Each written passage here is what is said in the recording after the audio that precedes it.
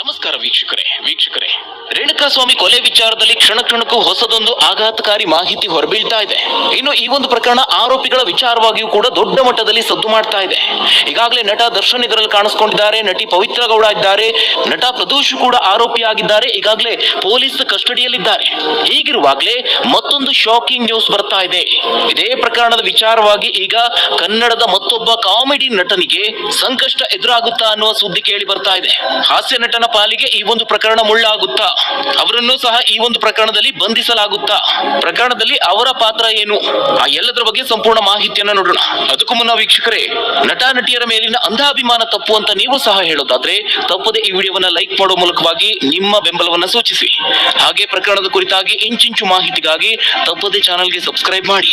ವೀಕ್ಷಕರೇ, ನಿಮ್ಮೆಲ್ಲರಿಗೂ ಗೊತ್ತಿರುವ ಹಾಗೆ ನಟ ದರ್ಶನ್ ಅವರನ್ನ ಈಗಾಗಲೇ ಬಂಧಿಸಲಾಗಿದೆ, ತೀವ್ರ ವಿಚಾರಣೆಯನ್ನ ನಡೆಸಲಾಗಿದೆ. ಇದೀಗ ಸ್ಯಾಂಡಲ್ವುಡ್ ನ ಮತ್ತೊಬ್ಬ ಹಾಸ್ಯ ನಟನ ಎದೆಯಲ್ಲಿ ಡಬ ಶುರುವಾಗಿದೆ. ಈ ಒಂದು ವಿಚಾರವನ್ನ ಕೇಳಿ ಈಗ ಎಲ್ಲರಲ್ಲೂ ಅಚ್ಚರಿ ಮೂಡ್ತಾ ಇದೆ. ಆ ಹಾಸ್ಯ ನಟ ಬೇರಾರು ಅಲ್ಲ, ನಟ ಚಿಕ್ಕಣ್ಣ. ಹಾಗಾದ್ರೆ ಏನಿದು ಸುದ್ದಿ? ಇವರ ಹೆಸರು ಇದರಲ್ಲಿ ಯಾಕೆ ಕೇಳಿ ಬರ್ತಾ ಇದೆ? ಯಾವ ಕಾರಣಕ್ಕಾಗಿ ನಟ ಚಿಕ್ಕಣ್ಣ ಅವರ ಹೆಸರು ರೇಣುಕಾಸ್ವಾಮಿ ಕೊಲೆ ಪ್ರಕರಣದಲ್ಲಿ ಕೇಳಿ ಬರ್ತಾ ಇದೆ? ಹಾಗಾದ್ರೆ ಅದಕ್ಕೆ ಕಾರಣ ಏನು ಅಂತ ನೋಡ್ತಾ ಹೋದ್ರೆ ವೀಕ್ಷಕರೇ, ನಿಮ್ಮೆಲ್ಲರಿಗೂ ಗೊತ್ತಿರೋ ಹಾಗೆ ರೇಣುಕಾಸ್ವಾಮಿಯ ಕೊಲೆ ನಡೆದಿದ್ದು ಪಟ್ಟಣಗೆರೆಯ ಶೆಡ್ ಒಂದರಲ್ಲಿ. ಅಲ್ಲದೆ ಈ ಒಂದು ಪ್ರಕರಣದಲ್ಲಿ ವಿನಯ್ ಅನ್ನುವ ಆರೋಪಿಯನ್ನ ಈಗಾಗಲೇ ಪೊಲೀಸರು ಬಂಧಿಸಿದ್ದಾರೆ, ವಿಚಾರಣೆಯನ್ನ ನಡೆಸುತ್ತಿದ್ದಾರೆ. ಇದೇ ವಿನಯ್ ದರ್ಶನ್ಗೆ ಅತ್ಯಾಪ್ತ ಅಂತ ಹೇಳಲಾಗಿದೆ. ಅಲ್ಲದೆ ಇದೇ ಆರ್ ನಗರದಲ್ಲಿ ಇರುವಂತಹ ಸ್ಟೋನಿ ಬ್ರೂಕ್ ರೆಸ್ಟೋರೆಂಟ್ ನ ಮಾಲೀಕ ಕೂಡ ಆಗಿದ್ದಾನೆ ಅನ್ನುವ ಮಾಹಿತಿ ತಿಳಿದು ಬಂದಿದೆ. ಇದೀಗ ಇದೇ ಸ್ಟೋನಿ ಬ್ರೂಕ್ ರೆಸ್ಟೋರೆಂಟ್ ನಟ ಚಿಕ್ಕಣ್ಣ ಅವರಿಗೆ ಮುಳುವಾಗುವಂತಹ ಎಲ್ಲಾ ಸಾಧ್ಯತೆಗಳು ಕಾಣಿಸ್ತಾ ಇದೆ. ಯಾಕಂದ್ರೆ ರೇಣುಕಾಸ್ವಾಮಿ ಕೊಲೆಯಾದ ಶನಿವಾರ ದರ್ಶನ್ ಜೊತೆಗೆ ನಟ ಚಿಕ್ಕಣ್ಣ ಅವರಿದ್ರು ಅನ್ನುವಂತಹ ಎಕ್ಸ್ಕ್ಲೂಸಿವ್ ಮಾಹಿತಿ ತಿಳಿದು ಬಂದಿದೆ. ಇಲ್ಲಿಯವರೆಗೆ ಒಂದು ರೀತಿ ಇದ್ದಂತಹ ಪ್ರಕರಣ ಇದೀಗ ಬೇರೆ ರೀತಿಯ ತಿರುವನ್ನ ಪಡೆದುಕೊಳ್ತಾ ಇದೆ. ಹೊಸ ವಿಚಾರಗಳು ಬೆಳಕಿಗೆ ಬರ್ತಾ ಇದೆ. ಹೊಸ ಆರೋಪಿಗಳು ಸೇರ್ಪಡೆಯಾಗುವಂತಹ ಎಲ್ಲಾ ಲಕ್ಷಣಗಳು ಕಾಣಿಸ್ತಾ ಇದೆ. ಶನಿವಾರ ಸಂಜೆ 6 ರಿಂದ 7 ಗಂಟೆ ಸುಮಾರಿಗೆ ರೇಣುಕಾಸ್ವಾಮಿಯ ಪ್ರಾಣ ಹೋಗಿದೆ ಅನ್ನುವ ಮಾಹಿತಿ ಮರಣೋತ್ತರ ಪರೀಕ್ಷೆಯ ವರದಿಯಲ್ಲಿ ತಿಳಿದು ಬಂದಿದೆ. ಅದೇ ದಿನ ಅಂದ್ರೆ ಅದೇ ಶನಿವಾರ ದರ್ಶನ್ ಜೊತೆಗೆ ಸ್ಯಾಂಡಲ್ವುಡ್ ನ ಸ್ಟಾರ್ ಹಾಸ್ಯ ನಟ ಆಗಿ ಗುರುತಿಸಿಕೊಂಡಿರುವಂತಹ ಚಿಕ್ಕಣ್ಣ ಪಾರ್ಟಿ ಮಾಡಿದ್ರು. ಶನಿವಾರ ಮಧ್ಯಾಹ್ನದಿಂದ ಸ್ಟೋನಿ ಬ್ರೂಕ್ ನಲ್ಲಿ ದರ್ಶನ್ ಅಂಡ್ ಗ್ಯಾಂಗ್ ಪಾರ್ಟಿ ಮಾಡ್ತಿದ್ರು. ಈ ವೇಳೆಯಲ್ಲಿ ದರ್ಶನ್ ಜೊತೆಗೆ ಚಿಕ್ಕಣ್ಣ ಪಾರ್ಟಿಯಲ್ಲೇ ಇದ್ರು ಅಂತ ತಿಳಿದು ಬಂದಿದೆ. ಅಲ್ಲದೆ ಸಂಜೆ ವೇಳೆಗೆ ಸ್ವಲ್ಪ ಕೆಲಸ ಇದೆ ಅಂತ ದರ್ಶನ್ ಎದ್ದು ಹೊರಟು ಹೋಗಿದ್ರು. ಇದೀಗ ದರ್ಶನ್ ಬಂಧನದಿಂದ ಸ್ಟಾರ್ ಚಿಕ್ಕಣ್ಣನ ಎದೆಯಲ್ಲಿ ಡವ ಶುರುವಾಗಿದೆ. ಮುಂದಿನ ಯಾವುದೇ ಕ್ಷಣದಲ್ಲಾದ್ರೂ ಕಾಮಾಕ್ಷಿಪಾಳ್ಯ ಪೊಲೀಸರು ನಟ ಚಿಕ್ಕಣ್ಣ ಅವರನ್ನ ಸಂಪರ್ಕಿಸಬಹುದು. ಇದೀಗ ಎಲ್ಲಿ ಈ ಒಂದು ಪ್ರಕರಣದಲ್ಲಿ ರೇಣುಕಾಸ್ವಾಮಿ ಕೊಲೆ ಪ್ರಕರಣದಲ್ಲಿ ತಮ್ಮ ಹೆಸರು ಬರುತ್ತೋ, ತಮ್ಮನ್ನು ಸಹ ವಿಚಾರಣೆಗೆ ಕರೆದು ಬಿಡ್ತಾರೋ ಅನ್ನುವಂತಹ ಭಯದಲ್ಲಿ ಹಾಸ್ಯ ನಟ ಇದ್ದಾರೆ ಅಂತ ತಿಳಿದು ಬಂದಿದೆ. ಈಗಾಗಲೇ ಪೊಲೀಸರು ಅವರಿಗೆ ನೋಟಿಸ್ ನೀಡುವಂತಹ ಚಿಂತನೆಯನ್ನ ನಡೆಸಿದ್ದಾರೆ. ಈಗ ಬಹಳ ಪ್ರಮುಖವಾಗಿ ಚರ್ಚೆ ಆಗ್ತಿರುವಂತದ್ದು ಈ ಒಂದು ಕೊಲೆ ವಿಚಾರವಾಗಿ ಅಥವಾ ರೇಣುಕಾಸ್ವಾಮಿಯ ವಿಚಾರವಾಗಿ ದರ್ಶನ್ ಅವರು ಚಿಕ್ಕಣ್ಣ ಅವರ ಜೊತೆಗೆ ಏನಾದ್ರೂ ವಿಚಾರವನ್ನ ಹಂಚಿಕೊಂಡಿದ್ರ, ಕೊಲೆ ವಿಚಾರವಾಗಿ ಸ್ಟೋನಿ ಬ್ರೂಕ್ ಪಬ್ ನಲ್ಲಿ ಏನಾದ್ರೂ ಚರ್ಚೆ ಆಗಿತ್ತ ಅಂತ ಮಾಹಿತಿ ಪಡೆಯುವಂತಹ ಸಾಧ್ಯತೆ ಇದೆ. ಹೀಗಾಗಿ ನೋಟಿಸ್ ಕೊಟ್ಟು ಕರೆಸಬೇಕಾ ಬೇಡವಾ ಅನ್ನೋದ್ರ ಬಗ್ಗೆ ಹಿರಿಯ ಅಧಿಕಾರಿಗಳ ಸಲಹೆಯನ್ನ ಪೊಲೀಸರು ಪಡೆದಿದ್ದಾರೆ. ಸದ್ಯ ಚಿಕ್ಕಣ್ಣ ಅವರನ್ನ ಸಾಕ್ಷಿಯಾಗಿ ಪರಿಗಣಿಸುವುದಕ್ಕೆ ಪೊಲೀಸರು ಮುಂದಾಗಿದ್ದಾರೆ ಅನ್ನುವಂತಹ ಮಾಹಿತಿ ತಿಳಿದು ಬರ್ತಾ ಇದೆ. ಈ ಬಗ್ಗೆ ಪೊಲೀಸರು ಚಿಂತನೆಯನ್ನು ನಡೆಸುತ್ತಿದ್ದಾರೆ. ಮತ್ತೊಂದು ವಿಚಾರ ಅಂತ ಹೇಳಿದ್ರೆ ವೀಕ್ಷಕರೇ, ಈ ಒಂದು ಕೊಲೆಯ ಬಗ್ಗೆ ಚಿಕ್ಕಣ್ಣ ಅವರಿಗೆ ಯಾವುದೇ ಮಾಹಿತಿ ಇಲ್ಲದೆ ಇದ್ರೂ ಸಹ ಸಾಕ್ಷಿಯಾಗಿ ಪರಿಗಣಿಸುವಂತಹ ಸಾಧ್ಯತೆ ಇದೆ. ಅದು ಯಾವ ರೀತಿ ಅಂತ ಹೇಳಿದ್ರೆ, ದರ್ಶನ್ ಅವರ ಜೊತೆಯಲ್ಲಿ ರೆಸ್ಟೋರೆಂಟ್ ನಲ್ಲಿ ಚಿಕ್ಕಣ್ಣ ಅವರು ಇರ್ತಾರೆ. ದರ್ಶನ್ ಅವರು ಆ ನಂತರದಲ್ಲಿ ಎದ್ದು ಹೋಗಿರ್ತಾರೆ. ಆದರೆ ಪಾರ್ಟಿಯಲ್ಲಿದ್ದು ನಿಜ. ಪಾರ್ಟಿಯಲ್ಲಿದ್ದ ಕಾರಣಕ್ಕೆ ಸಾಕ್ಷಿಯಾಗಿ ಪರಿಗಣನೆ ಮಾಡಿಕೊಳ್ಳಲು ಹಿರಿಯ ಪೊಲೀಸ್ ಅಧಿಕಾರಿಗಳ ಜೊತೆಗೆ ಪೊಲೀಸರು ಚರ್ಚೆಯನ್ನ ನಡೆಸುತ್ತಿದ್ದಾರೆ. ಇನ್ನು ಘಟನೆ ನಡೆಯುವ ಮುಂಚೆಯೇ ಪಾರ್ಟಿ ಮುಗಿಸಿ ಚಿಕ್ಕಣ್ಣ ತೆರಳಿದ್ರು. ಮೇಲ್ನೋಟಕ್ಕೆ ಈ ಒಂದು ಪ್ರಕರಣದಲ್ಲಿ ಚಿಕ್ಕಣ್ಣ ಅವರದ್ದು ಯಾವುದೇ ಪಾತ್ರ ಇಲ್ಲ. ಆದ್ರೆ ಅವರನ್ನ ಈ ಪ್ರಕರಣದಲ್ಲಿ ಸಾಕ್ಷಿಯಾಗಿ ಪರಿಗಣಿಸುವಂತಹ ಎಲ್ಲಾ ಸಾಧ್ಯತೆ ಇದೆ. ಈ ಎಲ್ಲಾ ಬೆಳವಣಿಗೆಗಳ ಮಧ್ಯೆ ಮತ್ತೊಬ್ಬನನ್ನ ಪೊಲೀಸರು ಬಂಧಿಸಿದ್ದಾರೆ. ಈತ ಕೂಡ ದರ್ಶನ್ ಸಹಚರ ಅಂತ ತಿಳಿದು ಬಂದಿದೆ. ಧನರಾಜ್ ಅಲಿಯಾಸ್ ರಾಜ ಎಂಬಾತನನ್ನ ಕಾಮಾಕ್ಷಿಪಾಳ್ಯ ಠಾಣೆ ಪೊಲೀಸರು ಬಂಧಿಸಿದ್ದಾರೆ. ಪಟ್ಟಣಗೆರೆ ಶೆಡ್ ನಲ್ಲಿ ಅವತ್ತು ರೇಣುಕಾಸ್ವಾಮಿ ಮೇಲೆ ನಡೆದಂತಹ ಹಲ್ಲೆ ವೇಳೆ ಈ ಧನರಾಜ್ ಕೂಡ ದರ್ಶನ್ ಜೊತೆಯಲ್ಲಿ ಇದ್ರು ಅನ್ನುವಂತಹ ಮಾಹಿತಿ ಇದೆ. ಈತನು ಸಹ ರೇಣುಕಾಸ್ವಾಮಿ ಮೇಲೆ ಹಲ್ಲೆ ಮಾಡಿದ್ದ. ರೇಣುಕಾಸ್ವಾಮಿ ಮೃತಪಟ್ಟ ಹಿನ್ನೆಲೆಯಲ್ಲಿ ಆತ ತಲೆಮರೆಸಿಕೊಂಡಿದ್ದ.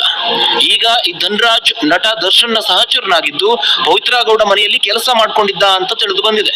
ಇನ್ನು ಆರ್ ನಗರದ ಪಟ್ಟಣಗೆರೆ ಶೆಡ್ ನಲ್ಲಿ ರೇಣುಕಾಸ್ವಾಮಿಗೆ ನಟ ದರ್ಶನ್ ಆಪ್ತ ದೀಪಕ್ ಕುಮಾರ್ ಹಾಗೆ ನಂದೀಶ್ ವಿದ್ಯುತ್ ಶಾಕ್ ಅನ್ನು ಕೊಟ್ಟಿದ್ರು ಎಂಬ ಆಘಾತಕಾರಿ ಸಂಗತಿಯನ್ನ ನ್ಯಾಯಾಲಯಕ್ಕೆ ಪೊಲೀಸರು ತಿಳಿಸಿದ್ದಾರೆ. ಆಗಿದ್ದಾರೆ. ನಂದೀಶ್ ಈ ಒಂದು ಪ್ರಕರಣದ 5A ಆರೋಪಿ, ಹಾಗೆ ದೀಪಕ್ 13A ಆರೋಪಿ ಆಗಿದ್ದಾನೆ.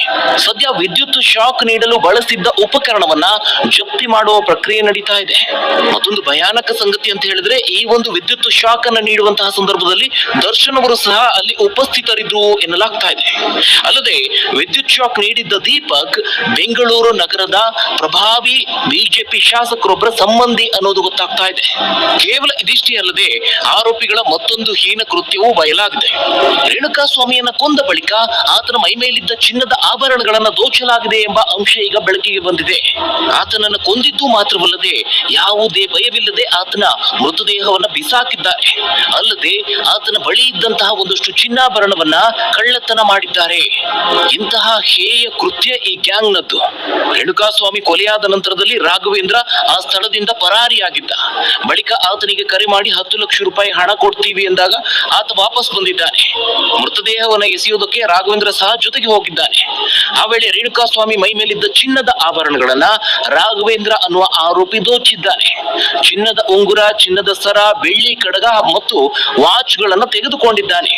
ಇದಲ್ಲದೆ ಆತನ ಮತ್ತೊಂದು ಶಾಕಿಂಗ್ ಕೃತ್ಯವೂ ಕೂಡ ಬಯಲಾಗಿದೆ. ತನ್ನ ಪತ್ನಿಯನ್ನ ಚಿತ್ರದುರ್ಗದಿಂದ ಬೆಂಗಳೂರಿಗೆ ಕರೆಸಿಕೊಂಡಿದ್ದ ರಾಘವೇಂದ್ರ ಲಾಡ್ಜ್ ನಲ್ಲಿ ರೂಮ್ ಮಾಡಿಕೊಂಡು ಆಕೆಯನ್ನ ಇರಿಸಿದ್ದ. ಅಲ್ಲದೆ ರೇಣುಕಾ ಸ್ವಾಮಿ ಮೈ ಮೇಲಿದ್ದ ಚಿನ್ನಾಭರಣಗಳನ್ನ ಕದ್ದಿದ್ದಂತಹ ರಾಘವೇಂದ್ರ ಆ ಆಭರಣಗಳನ್ನ ಆತನ ಪತ್ನಿಗೆ ನೀಡಿದ್ದ. ಚಿತ್ರದುರ್ಗಕ್ಕೆ ಸ್ಥಳ ಮಹಜರು ಮಾಡೋದಕ್ಕೆ ರಾಘವೇಂದ್ರನನ್ನ ಪೊಲೀಸರು ಕರೆತಂದಿದ್ರು. ಈ ಸಂದರ್ಭದಲ್ಲಿ ಚಿನ್ನವನ್ನ ವಶಪಡಿಸಿಕೊಂಡಿದ್ದಾರೆ. ಇನ್ನು ಪ್ರಕರಣದಲ್ಲಿ ಈತನದ್ದು ಪ್ರಮುಖ ಪಾತ್ರ ಇದೆ.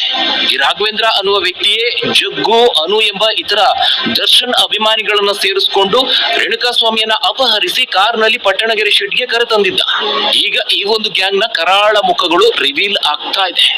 ಆ ಬಡಪಾಯಿಯನ್ನ ಚಿತ್ರ ವಿಚಿತ್ರವಾಗಿ ಹಿಂಸೆ ನೀಡಿದ್ದು ಮಾತ್ರವಲ್ಲದೆ, ಕೊಲೆ ಮಾಡಿದ್ದು ಮಾತ್ರವಲ್ಲದೆ, ಮೈ ಮೇಲಿದ್ದ ಒಡವೆಯನ್ನು ಕೂಡ ದೋಚಿಕೊಂಡಿದ್ದಾರೆ. ಇನ್ನು ಇದೇ A4 ಆರೋಪಿ ರಾಘವೇಂದ್ರನ ಮತ್ತೊಂದು ಕೃತ್ಯವೂ ಕೂಡ ಬಯಲಾಗ್ತಾ ಇದೆ. ಈತ ಚಿತ್ರದುರ್ಗ ಮೂಲದವನು. ಅಲ್ಲಿ ದರ್ಶನ್ ಅಭಿಮಾನಿ ಸಂಘದ ಅಧ್ಯಕ್ಷ ಅಂತ ಹೇಳ್ಕೊಂಡಿದ್ದಾನೆ. ನಟ ದರ್ಶನ್ರನ್ನ ಭೇಟಿ ಮಾಡಿಸುವುದಾಗಿ ನಂಬಿಸಿ ಸ್ಥಳೀಯ ಯುವಕರಿಂದ ಈತ ಹಣ ಸಂಗ್ರಹವನ್ನ ಮಾಡ್ತಿದ್ದಂತೆ. ಈ ವಿಚಾರವೂ ಸಹ ಈಗ ತನಿಖೆಯಲ್ಲಿ ಬಹಿರಂಗಗೊಂಡಿದೆ. ರಾಘವೇಂದ್ರನಿಗೆ ಒಂದಿಷ್ಟು ಹಣ ಕೊಡಬೇಕು, ಬಾಡಿಗೆ ಕಾರು, ಊಟ ತಿಂಡಿ, ಮದ್ಯದ ವ್ಯವಸ್ಥೆಯನ್ನ ಮಾಡಿದ್ರೆ ಆತ ದರ್ಶನ್ ಭೇಟಿಗಾಗಿ ಬೆಂಗಳೂರಿಗೆ ಯುವಕರನ್ನ ಕರೆದೊಯ್ತಾ ಇದ್ದ. ವಾರಗಟ್ಟಲೆ ಕಾಯಿಸಿ ದರ್ಶನ್ ಸಿಕ್ಕರೆ ಭೇಟಿ ಮಾಡಿಸ್ತಾ ಇದ್ದ. ಇಲ್ಲದಿದ್ರೆ ಮುಂದಿನ ಬಾರಿ ಭೇಟಿ ಮಾಡಿಸೋದಾಗಿ ಹೇಳಿ ವಾಪಸ್ಸು ಕರೆದುಕೊಂಡು ಬರ್ತಿದ್ದ. ಇದೇ ರೀತಿಯಾಗಿ ಹಲವು ಯುವಕರು ಆತನಿಂದ ಹಣ ಕಳೆದುಕೊಂಡಿದ್ದಾರೆ ಅಂತ ಸ್ಥಳೀಯ ಯುವಕರು ಆರೋಪಿಸಿದ್ದಾರೆ. ದರ್ಶನ್ ತೂಗುದೀಪ ಸೇನಾ ವತಿಯಿಂದ ರಾಘವೇಂದ್ರ ದರ್ಶನ್ ಅವರ ಜನ್ಮ ದಿನಾಚರಣೆ, ಗಣೇಶ ಹಬ್ಬ, ಸ್ಥಳೀಯ ಜಾತ್ರೆ ಸೇರಿದಂತೆ ಇತರೆ ಸಮಾರಂಭಗಳನ್ನ ಆಯೋಜನೆ ಮಾಡ್ತಿದ್ದ. ಆಗ ಸ್ಥಳೀಯ ಜನಪ್ರತಿನಿಧಿಗಳು, ಆಟೋ ಚಾಲಕರು ಹಾಗೆ ಯುವಕರಿಂದ ಹಣ ಸಂಗ್ರಹವನ್ನ ಮಾಡ್ತಿದ್ದ ಅಂತ ಸ್ಥಳೀಯರು ಆರೋಪಿಸುತ್ತಿದ್ದಾರೆ. ಇನ್ನು ಪ್ರಕರಣದಲ್ಲಿ ಗೊತ್ತೋ ಗೊತ್ತಿಲ್ಲದೆಯೋ ಈ ಒಂದು ಕೃತ್ಯದಲ್ಲಿ ಭಾಗಿಯಾಗಿ ಇನ್ನಿಲ್ಲದ ಹಿಂಸೆಯನ್ನ ಅನುಭವಿಸುತ್ತಿದ್ದಾರೆ. ಅದರಲ್ಲೂ ದರ್ಶನ್ ಮೇಲಿನ ಅತಿಯಾದ ಅಭಿಮಾನದಿಂದಾಗಿ ಬಡ ಕುಟುಂಬದ ಹುಡುಗರು ಕೊಲೆ ಪ್ರಕರಣವನ್ನ ಮೈ ಮೇಲೆ ಎಳೆದುಕೊಂಡಿದ್ದಾರೆ. ಕುಟುಂಬ ಸದಸ್ಯರನ್ನ ಸಂಕಷ್ಟಕ್ಕೆ ಸಿಲುಕಿಸಿದ್ದಾರೆ. ಇದರ ಉದಾಹರಣೆ ಅಂತ ಹೇಳಿದ್ರೆ ಅನುಕುಮಾರ್ ಅವರ ತಂದೆ ಚಂದ್ರಣ್ಣ ಹೃದಯಾಘಾತದಿಂದ ಪ್ರಾಣ ಕಳೆದುಕೊಂಡಿದ್ದಾರೆ. ಇನ್ನು ಕೊಲೆ ಆರೋಪ ಹೊತ್ತಿರುವಂತಹ ಅನುಕುಮಾರ್ ಆಟೋ ಚಾಲಕನಾಗಿ ಕೆಲಸ ಮಾಡ್ತಿದ್ದ. ಬಹಳ ಕಷ್ಟಪಟ್ಟು ದುಡಿತಾ ಇದ್ದ. ಒಂದು ಜೋಪಡಿಯಲ್ಲಿ ವಾಸ ಮಾಡ್ತಿದ್ದಂತಹ ಆತನ ಕುಟುಂಬಕ್ಕೆ ಆತನ ದುಡಿಮೆ ದೊಡ್ಡ ಆಧಾರವಾಗಿತ್ತು. ಆದ್ರೆ ದರ್ಶನ್ ಮೇಲಿನ ಅತಿಯಾದ ಅಭಿಮಾನ ಹೊಂದಿದ್ದ ಈತ ಇಡೀ ಆಟೋದಲ್ಲಿ ದರ್ಶನ್ ಚಿತ್ರಗಳನ್ನೇ ಹಾಕೊಂಡಿದ್ದ. ಈ ಒಂದು ಹುಚ್ಚುತನವೇ, ಅಭಿಮಾನವೇ ಆತನಿಗೆ ಮುಳುವಾಗಿದೆ. ಈಗ ಆತ ತಂದೆಯನ್ನು ಕೂಡ ಕಳೆದುಕೊಂಡಿದ್ದಾನೆ. ಇನ್ನು ನಸೀಬು ಕೆಟ್ಟರೆ ಕೇಡ್ಗಾಲ ಅಟ್ಟಾಡಿಸ್ಕೊಂಡು ಬರುತ್ತೆ ಅನ್ನೋದಕ್ಕೆ ಪ್ರಕರಣದ ಆರೋಪಿ ರವಿಗೆ ಪಕ್ಕಾ ಸೂಟ್ ಆಗುತ್ತೆ. ಪ್ರಕರಣದಲ್ಲಿ 8ನೇ ಆರೋಪಿ ಆಗಿರುವಂತಹ ಚಾಲಕ ರವಿ ಮಾಡದ ತಪ್ಪಿಗೆ ಲಾಕ್ ಆಗಿದ್ದಾನೆ. ಈತ ಚಿತ್ರದುರ್ಗದಲ್ಲಿ ಬಾಡಿಗೆ ಗಾಡಿ ಓಡಿಸ್ತಾ ಕುಟುಂಬವನ್ನ ನೋಡಿಕೊಳ್ತಿದ್ದ. ಮಿಡಲ್ ಕ್ಲಾಸ್ ಜೀವನವನ್ನ ಸಾಗಿಸ್ತಾ ಇದ್ದ. ರೇಣುಕಾ ಸ್ವಾಮಿಯನ್ನ ಕರೆತಂದು ಬಿಟ್ಟ ಬಳಿಕ ಈತ ಎಸ್ಕೇಪ್ ಆಗಿದ್ದ. ಬಳಿಕ ಚಿತ್ರದುರ್ಗದಲ್ಲಿ ಡಿವೈಎಸ್ಪಿ ಕಚೇರಿಗೆ ಬಂದು ಶರಣಾಗಿದ್ದಾನೆ. ಆದ್ರೆ ಸರೆಂಡರ್ ಆಗಿರುವ ರವಿ ಹತ್ಯೆಯಲ್ಲಿ ಶಾಮೀಲಾಗಿಲ್ಲ ಅನ್ನುವ ಮಾತು ಕೇಳಿ ಬರ್ತಾ ಇದೆ. ರಾಘವೇಂದ್ರ ಹಾಗೆ ಆತನ ಸ್ನೇಹಿತರು ರೇಣುಕಾ ಸ್ವಾಮಿಯನ್ನ ಚಿತ್ರದುರ್ಗದಿಂದ ಕಿಡ್ನಾಪ್ ಮಾಡಿಕೊಂಡು ಇದೇ ರವಿಯ ಕಾರ್ನಲ್ಲಿ ಕರೆದುಕೊಂಡು ಬಂದಿದ್ದಾರೆ.